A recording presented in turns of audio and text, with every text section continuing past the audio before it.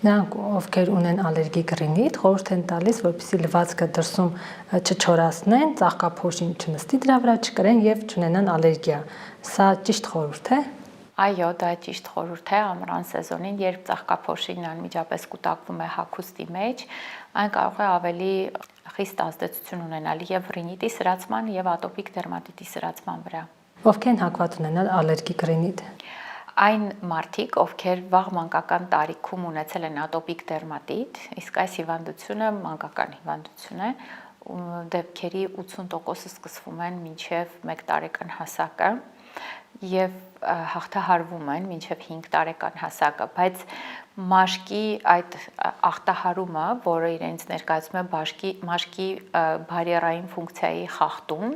հնարավորություն է ստեղծում, որ ծաղկափոշիները եւ տարբեր այլ կենցաղային ալերգեններ անմիջական շփում ունենան մեր իմուն համակարգի բջիջների հետ, որոնք տեղակայված են մաշկի ավելի խորը շերտերում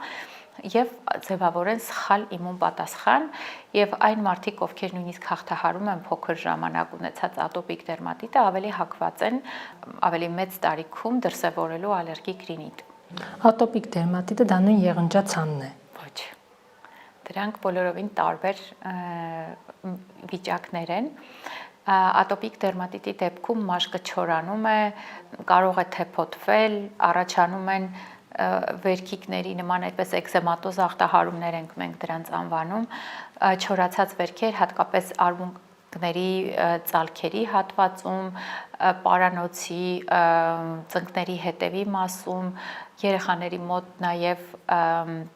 ազրերի, սրունքների վրա շատ հաճախ լինում է,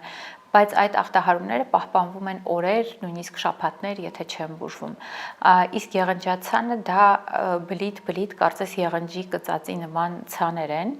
որոնց տևողությունը առավելագույնը 24 ժամ է, եթե 24 ժամից ավել ախտահարումը մաշկի մեկ հատվածում պահպանվեց, դա այլևս եղնջացան չէ,